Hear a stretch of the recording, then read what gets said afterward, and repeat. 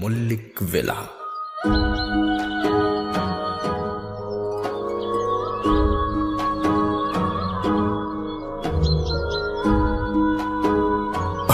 আমার একটু আসলে অফিসের তাড়া আছে আমার।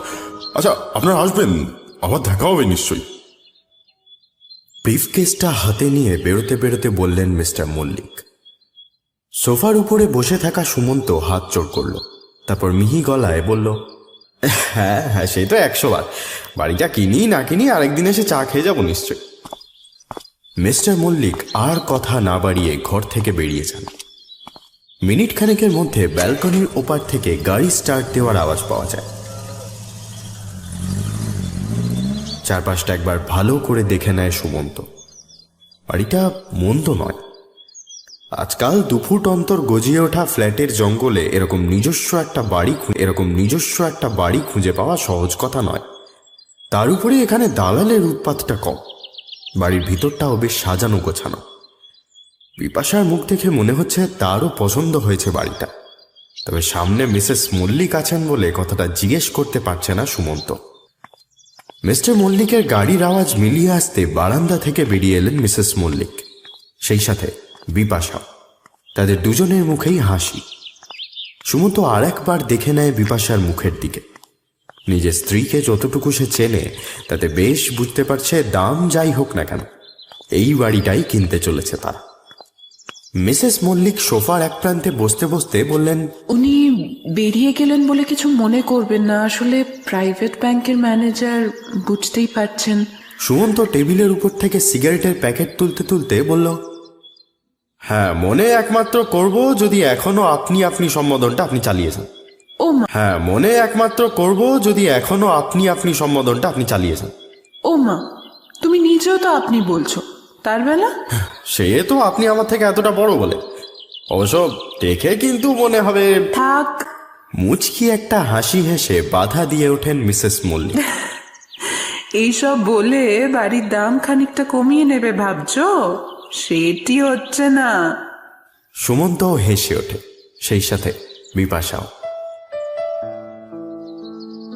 ওদের দুজনেরই বয়স 40-এর খানিক কম। বেশ কয়েক মাস হলো একটা বাড়ি কিনবে বলে খোঁজ খবর করছিল দুজন। ফ্ল্যাটের অনেক হ্যাপা। তাছাড়া পয়সা কড়ির যখন অভাব নেই তখন ওইটুকু পায়রার খোপের মতো ঘরে থাকার মানে হয় না। তবে শহর কলকাতার বুকে প্রমোটার আর দালালদের খপ্পর এড়িয়ে বাড়ি বিক্রি প্রায় হয় না বললেই চল।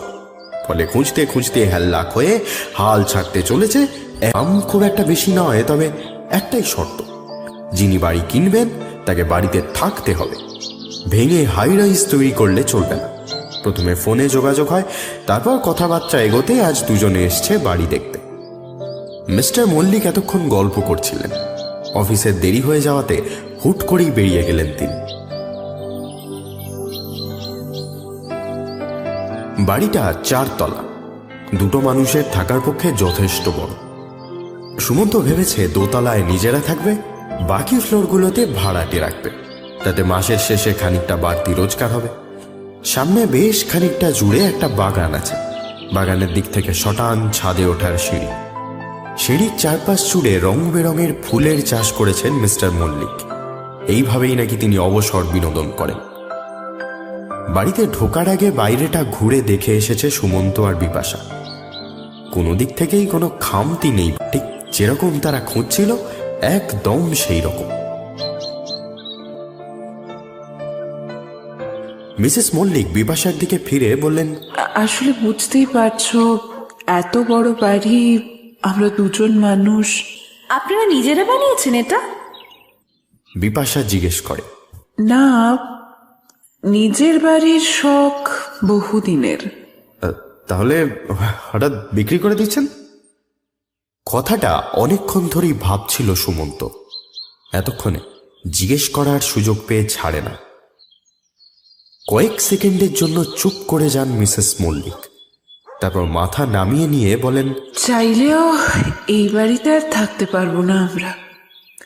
তাছাড়া ডাক্তারেরও তেমনই নির্দেশ। কিসের ডাক্তার? অবাক হয়ে জিজ্ঞেস করে বিপাশা। ডাক্তার বলতে সাইকিয়াট্রিস্ট। কিসের ডাক্তার? অবাক হয়ে জিজ্ঞেস করে বিপাশা। ডাক্তার বলতে সাইকিয়াট্রিস্ট। আজ মাসখানেক হলো আমরা দুজনেই ডাক্তার মিত্রকে কনসাল্ট করছি। তিনিই সাজেস্ট করলেন এটা বেচে ছোট বাড়ি কিনতে। সোফার উপরে একটু নড়ে চড়ে বসে সুমন্ত। মনে হয় কিছু একটা আড়াল করতে চাইছেন মিসেস মল্লিক, বা হয়তো ঠিক এই মুহূর্তে খুলে বলতে চাইছেন না কথাটা। বিপাশা একবার তার দিকে তাকিয়ে আবার চোখ ঘুরিয়ে নেয়। সুমন্ত লক্ষ্য করে কয়েক সেকেন্ডের জন্য তার মুখ থেকে স্বস্তির হাসিটা মুছে যায়। বাইরে একটু একটু করে রোদ বাড়ছে। মল্লিক ভিলার চারপাশে এখনো তেমন ভাবে হাই রাইজ গজিয়ে ওঠেন। দোতলার ঘরের জানলায় গিয়ে দাঁড়ালে অনেক দূর অবধি চোখে পড়ে। ঘরের ভিতরে যে বেশি মানুষ থাকে না সেটা একবার ভালো করে চোখ পোলালেই বোঝা যায়। একতলার ডাইনিং জুড়ে ভারী কাঠের বড়সড় টেবিল, একদিকে দেওয়ালে শোকেস থেকে ঝুলন্ত টিভি সেট করা আছে, তার নিচ জুড়ে শখের মূর্তি আর কাঠের তৈরি শৌখিন জিনিসপত্র। কোথাও এক ফোঁটা ধুলো কি ঝুলের চিহ্ন নেই। সুমন্তদের টেবিলের উপরে চায়ের কাপ শেষ হয়েছে অনেকক্ষণ আগে। একটু একটু করে ছাইতে ভরে উঠেছে অ্যাস্ট্রে। কি যেন ভেবে উঠে পড়লেন মিসেস মল্লিক। তারপর জোর করে গলায় উৎসাহ এনে বললেন, এই দেখো, এতক্ষণ বসে আছি, তোমাদের বাড়ির ভিতরটাই দেখানো হয়নি। চলো দেখিয়ে আনি। ওটা বড় কথা নয়, আপনি তো আর প্রফেশনাল ব্রোকার নয়। উঠতে উঠতে বলে সুমন্ত। বিপাশাও উঠে দাঁড়ায়। তার দিকে তাকিয়ে মিসেস মল্লিক বলেন, তোমরা হঠাৎ ফ্ল্যাট ছেড়ে এত বড়? অল্প হাসে বিপাশা। তারপর মল্লিকের পিছন পিছন সিঁড়ির দিকে এগোতে এগোতে বলে, শখটা আসলে আমারই। ওর ব্যবসার কাজে আসলে লোকজন বাড়িতে আসতেই থাকে। একটা বড় বাড়ি না হলে। মাথা নাড়েন মিসেস মল্লিক। তেমন একটা সমস্যা হবে না। আই মিন, কিছুদিন থাকলে ধীরে ধীরে মানিয়ে নিতে পারবে। পারলে ডাস্টিং করবার জন্য একটা লোক রাখো, আর বাকিটা তোমাদের sense of decoration. Or sense of decoration কিন্তু আমার খুব এক্সপেন্সিভ, সেই নিয়ে চিন্তাই আছে। পিছন থেকে বলে সুমন্ত। মিসেস মল্লিক আর কিছু বলেন না। একতলার সিঁড়ি পার করে দোতলায় উঠে আসে তিনজনে। এই তলায় সব মিলিয়ে 3টে ঘর। সিঁড়ি দিয়ে উঠেই লাইন দিয়ে পরপর দরজাগুলো, দুটো বন্ধ, একটা খোলা। সামনে দিয়ে একটা ছোট্ট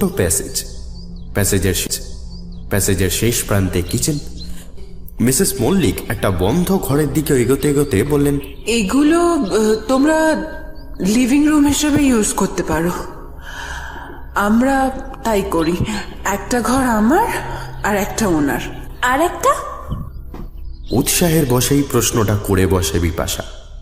মিসেস মল্লিক এই কটা সিঁড়ি উঠেই খানিকটা হাঁফিয়ে গেছিলেন। স্বাভাবিকের থেকে একটু জোরে নিঃশ্বাস পড়ছিল তার। সেই ক্লান্ত মুখে একটা বিষণ্ণ হাসি খেলে যায়। মাথা নামিয়ে তিনি বলেন, এসো দেখাচ্ছি। শেষ ঘরটার দিকে এগিয়ে যায় তিনজনে। আর একবার চোখাচোখি করে নেয় বিপাশা আর সুমন্ত। এতক্ষণ যেন এই কথাটাই এড়িয়ে যাচ্ছিলেন মল্লিক। হাতের অল্প চাপে দরজাটা খুলে ফেললেন তিনি। ওর পিছনে তাকিয়ে বললেন, এসো ভিতরে। ধীর পায়ে ঘরের ভিতরে ঢুকে আসে দুজন, এবং ঢুকতেই দেওয়াল জুড়ে একটা বড় সড়ো ছবি চোখে পড়ে। একটা বাচ্চা মেয়ের ছবি। বয়স বড়জোর বছর 13 বেশি হবে না। হাসি মুখে ক্যামেরার দিকে তাকিয়ে তুলেছে ছবিটা।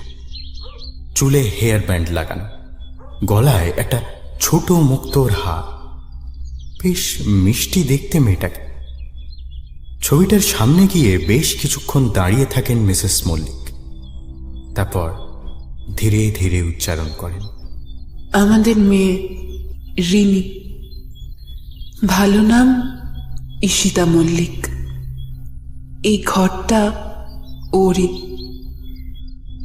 এতক্ষণে ঘরটার দিকে ভালো করে তাকিয়ে বিপাশা বুঝতে পারে ঘরটা সত্যি কোনো বাচ্চা মেয়ের। অন্তত এক সময় তাই ছিল। ঘরের এক কোণে একটা রকিং হর্স রাখা আছে, পরিপাটি বিছানার উপর সাজিয়ে রাখা আছে কতগুলো টেডি বিয়ার, আয়নার সামনে দু একটা পারফিউম আর মেকআপের জিনিসপত্র। বোঝা যায় দীর্ঘদিন ব্যবহার করা হয় না তার।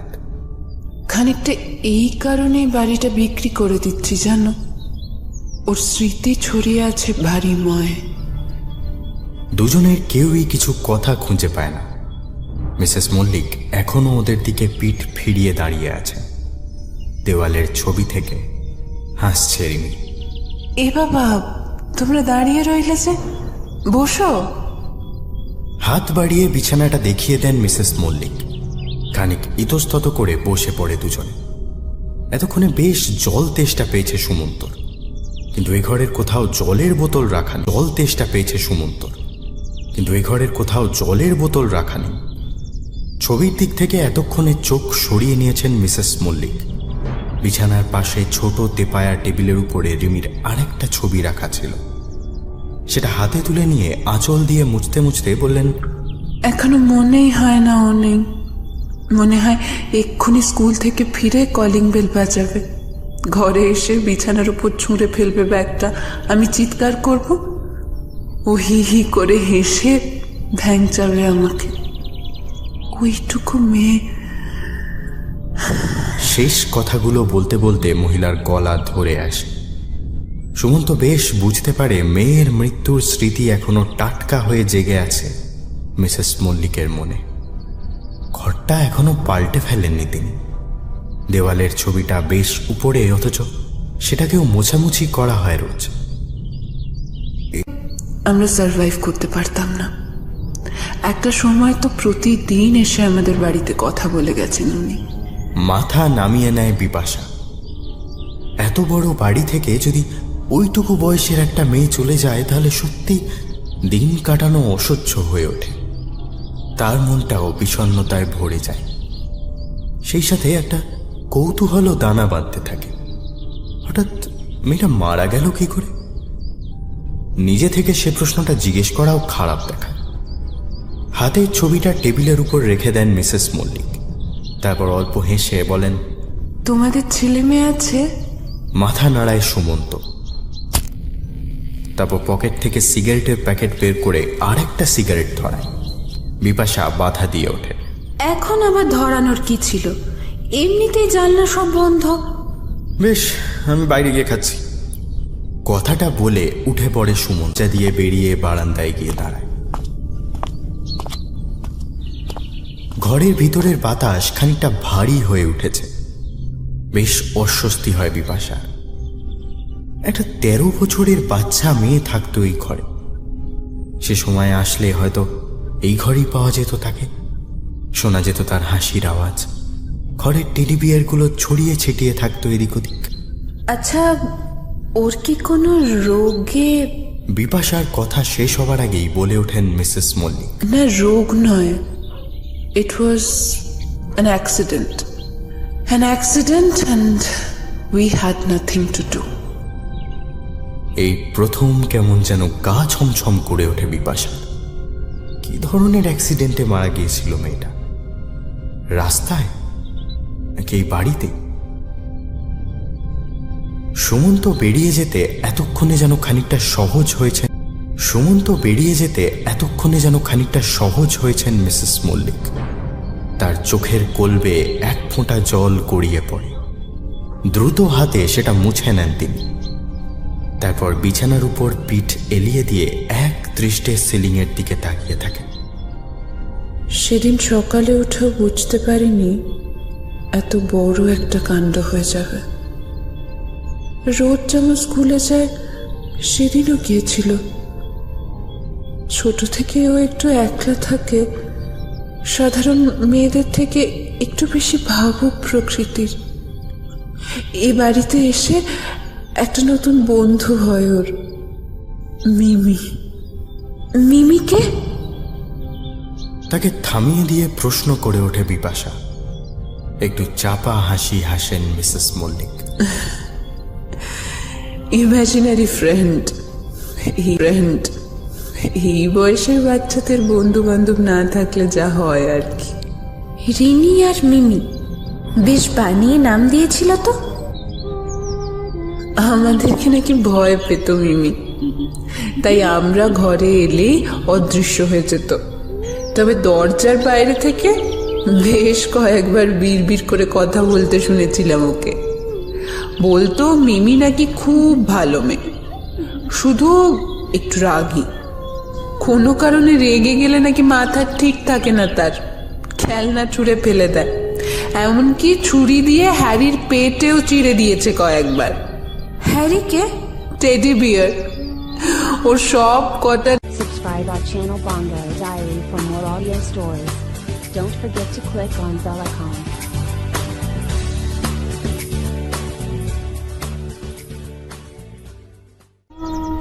আমরা একদিন বাড়ি এসে দেখলাম সত্যি একটা টেডির পেট চেরা। But you know, it was her own mischief. Doctor Mitra বলেছিলেন নিজের দুষ্টুমি চাপা দেওয়ার জন্য মিমির ঘাড়ে দোষ চাপিয়ে দিল। বাবা, এ তো সাংঘাতিক ব্যাপার। আমাদের অবশ্য এসব খারাপ লাগতো না। মিমি ছাড়া জ্যান্ত মানুষ বলতে আমরাই ছিলাম ওর বন্ধু বান্ধব। বাড়িতে থাকতে আমাদের সাথেই থাকতো। মিমি নাকি মাঝে মাঝে ছাদে বেড়াতে যেত। ওর যাওয়ার অনুমতি ছিল না, তাই বাধ্য হয়ে নিচে থাকতে হতো।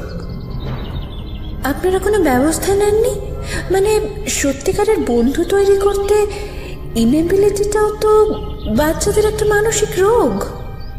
একটা দীর্ঘশ্বাস ফেলেন মিসেস মল্লিক, বলেন, ব্যবস্থা নেওয়ার আর সুযোগ দিল কই বলো? তার আগেই তো। ঠিক কি হয়েছিল বলুন তো? এতক্ষণের চাপা কৌতূহলটা এবার আর ধরে রাখতে পারে না বিপাশা। প্রশ্নটা করেই মনে মনে জিভ কাটে সে।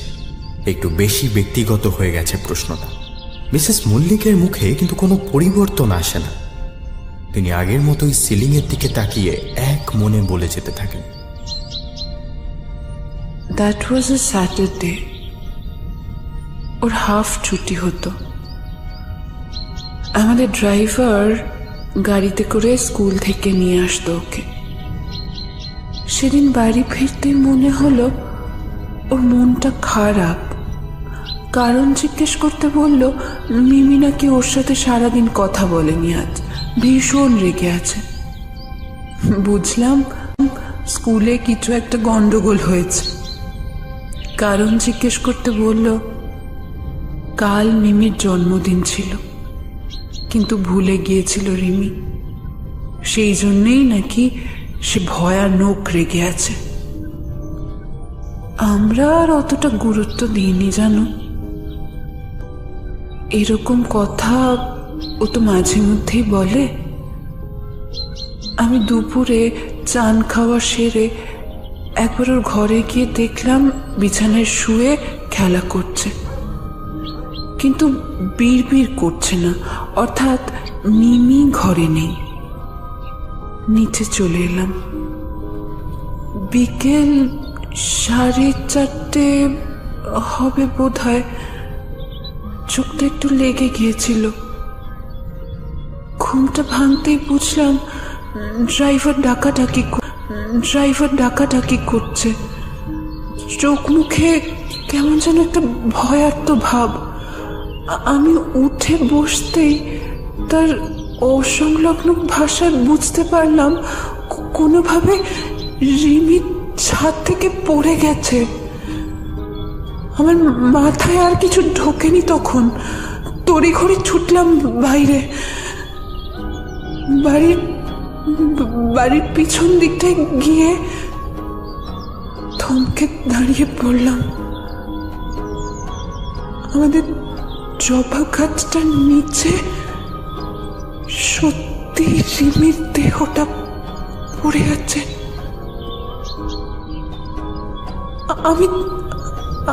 আমি যতক্ষণে সেখানে গিয়ে পৌঁছেছি ততক্ষণে সব শেষ। তাও অ্যাম্বুলেন্স ডেকে হসপিটালে নিয়ে যাওয়া হয়েছিল। তখনই ওরা বলল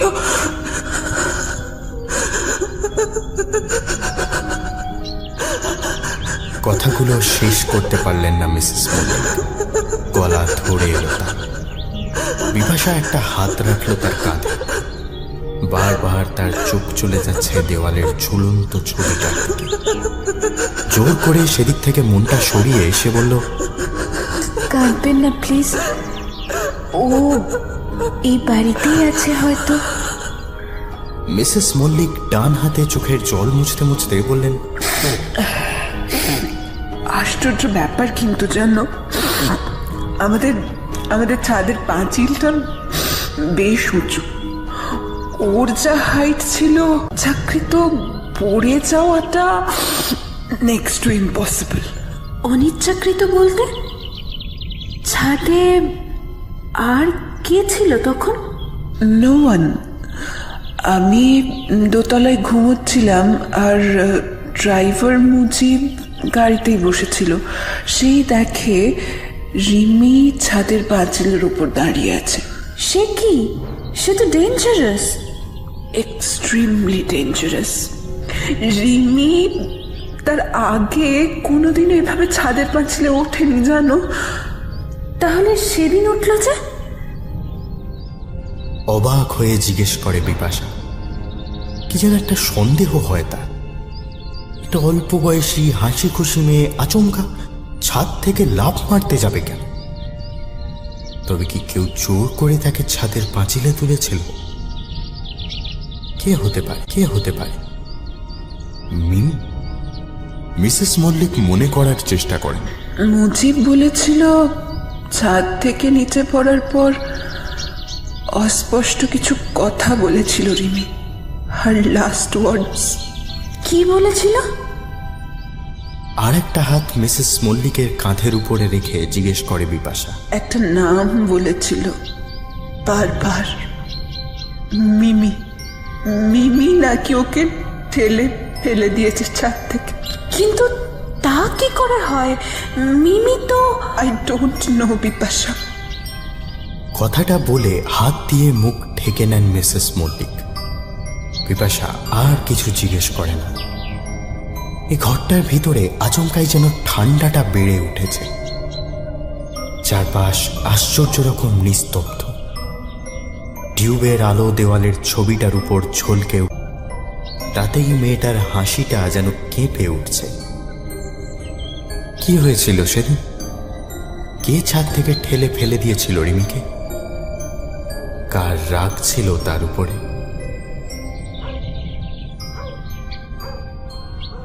কিছু একটা বলতে যাচ্ছিল বিপাশা, এমন সময় দরজার কাছে পায়ের আওয়াজ শুনে দুজনেই ফিরে তাকালো সেদিকে। সুমন্ত ঘরে ঢুকছে। এতক্ষণে সিগারেট খাওয়া শেষ হয়েছে তার। মিসেস মল্লিক বিপাশার কাছে একটু সরে এসে নিচু গলায় বললেন, আমি জানি এরকম একটা দুর্ঘটনা যে বাড়িতে ঘটেছে সেখানে তোমরা থাকতে চাইবে না। উনিও আমাকে বারণ করেছিলেন এত কিছু বলতে।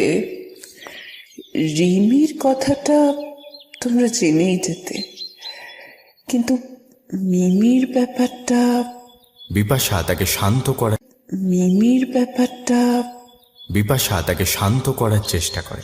আপনি চিন্তা করবেন না, আমাদের পছন্দই আছে বাড়িটা, বাকিটা তো... সুমন্ত একবার আর চোখে মিসেস মল্লিকের দিকে তাকায়। কিছু একটা ঘটেছে সে বুঝতে পারে। জামাটা ঠিক করতে করতে বিছানার উপর বসে সে বলে, বাড়িটা কতদিন আগে কিনেছিলেন আপনারা?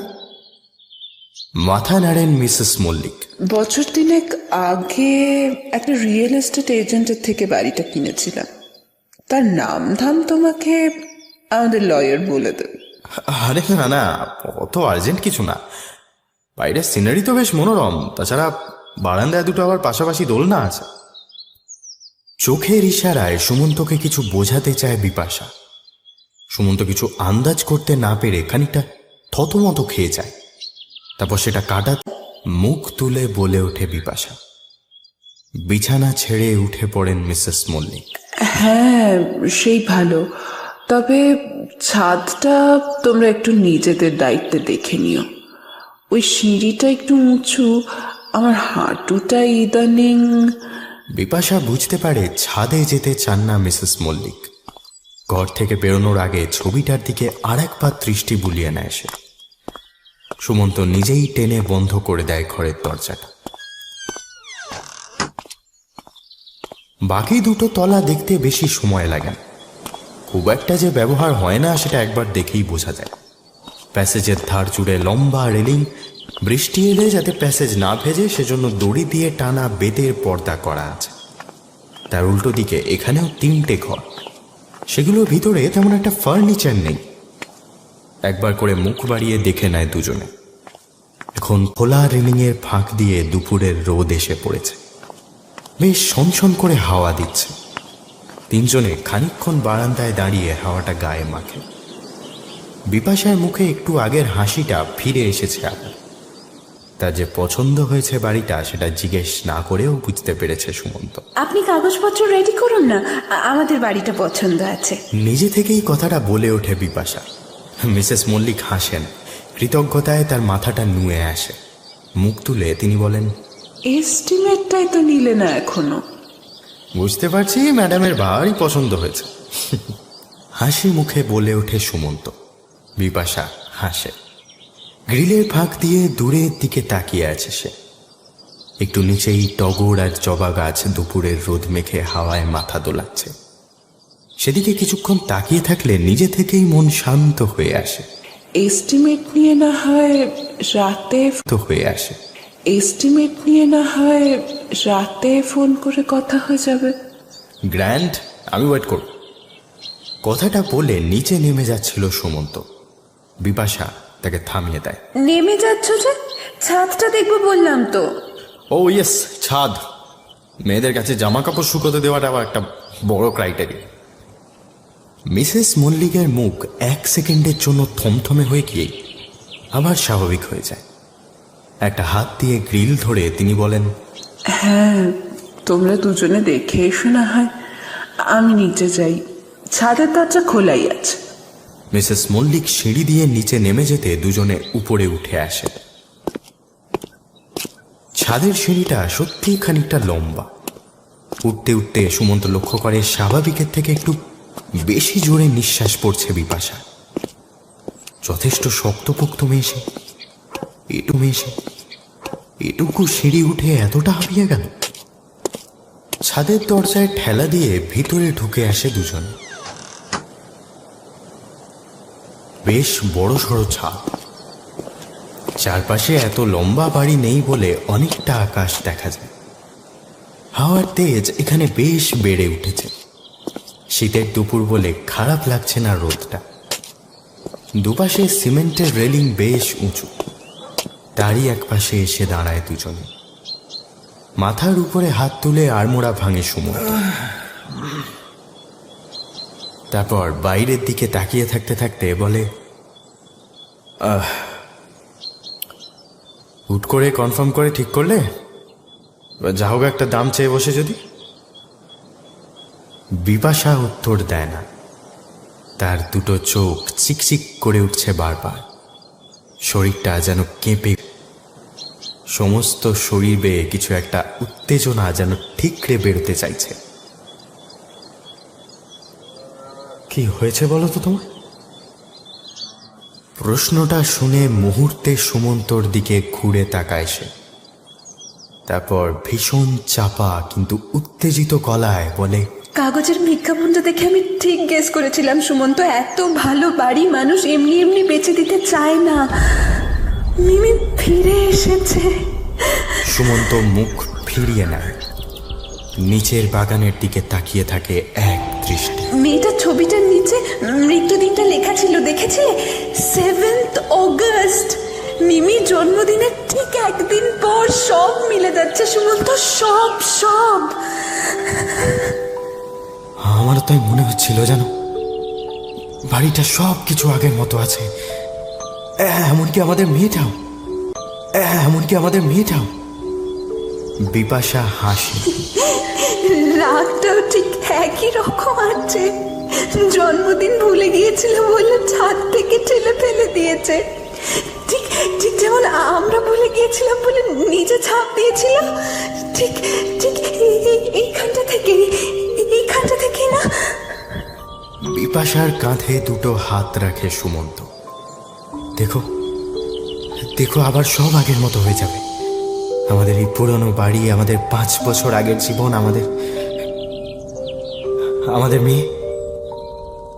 রেলিংয়ের কাছ থেকে ছাদের ভিতরের দিকে খানিকটা এগিয়ে আসে বিপাশা, তারপর উঁচু গলায় ডাক দেয়, মিমি, মা তুই শুনতে পাচ্ছিস আমাদের? মিমি, মিমি, শুনতে পাচ্ছিস মা? মিমি। হাওয়ার শনশন শব্দের ফাঁকে ক্ষীণ একটা শব্দ ভেসে আসে, নুপুরের আওয়াজ। কোনো বাচ্চা মেয়ে যেন নুপুর পড়ে ছাদের এক পাশ থেকে আর এক পাশে ছুটে যাচ্ছে। খিলখিলিয়ে হেসে ওঠে বিপাশা, তারপর ছুটে যায় নুপুরের শব্দ লক্ষ্য করে। দুপুরের ঝকমকে রোদ সেই হাসিতে প্রতিফলিত হয়ে আরো বেশি করে রাঙিয়ে দেয় দুটো মৃত্যুর গন্ধ লেগে থাকা ছাদটাকে।